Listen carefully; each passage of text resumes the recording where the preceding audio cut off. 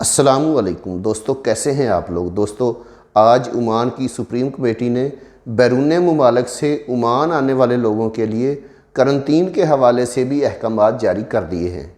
जी हाँ दोस्तों, आज ओमान की सुप्रीम कमेटी की जानिब से बहुत ही अच्छे फ़ैसले जारी किए हैं। दोस्तों, ओमान की सुप्रीम कमेटी के फ़ैसलों के मुताबिक, जैसा पहले भी वीडियो में बताया गया है कि बैरून मुल्क से ओमान आने के लिए वैक्सीनेशन लाजमी करार दे दी गई है।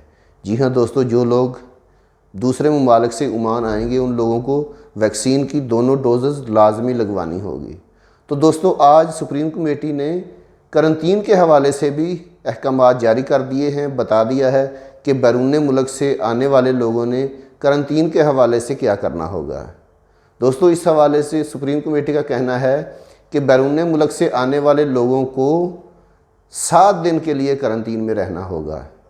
ये उनके लिए बताया गया है कि जिन लोगों को कोरोना वायरस का टेस्ट किया जाएगा ओमान के एयरपोर्ट्स पे, जिनका टेस्ट पॉजिटिव आएगा, उनके हवाले से बताया गया है कि जिन लोगों को इन्फेक्शन होगा कोरोना वायरस का, उन लोगों को 7 दिन के लिए करंतीन में रहना होगा और 8वें दिन PCR टेस्ट कराना होगा।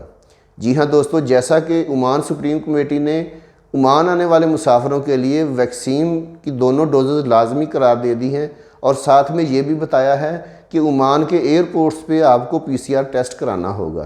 तो दोस्तों, अगर ओमान के एयरपोर्ट्स पे अगर किसी भाई का PCR टेस्ट जो है मस्बत आता है तो उसको 7 दिन के लिए करंतीन का बताया गया है सुप्रीम कमेटी की जानिब से कि उसको 7 दिन के लिए करंतीन में रहना होगा और 8वें दिन PCR टेस्ट कराना होगा।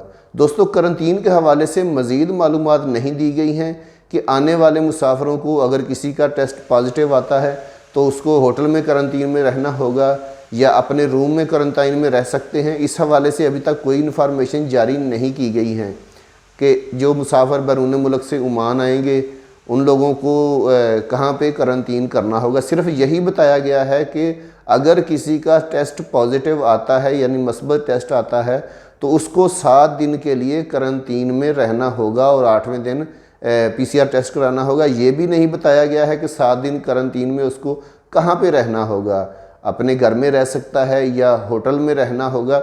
इस हवाले से भी अभी मालूमात शेयर नहीं की गई हैं। सिर्फ यही बताया गया है कि 7 दिन करंतीन में रहना है। दोस्तों, वीडियो बनाने का मकसद आप लोगों की रहनुमाई करना है। वीडियो अगर आपको वाकई अच्छी लगी है तो इसे लाइक ज़रूर कर दीजिएगा और अगर आप मेरे चैनल पर नए हैं तो इसे सब्सक्राइब ज़रूर कर लीजिएगा। मिलते हैं नेक्स्ट किसी अच्छी सी वीडियो के साथ, तब तक के लिए अल्लाह हाफिज़।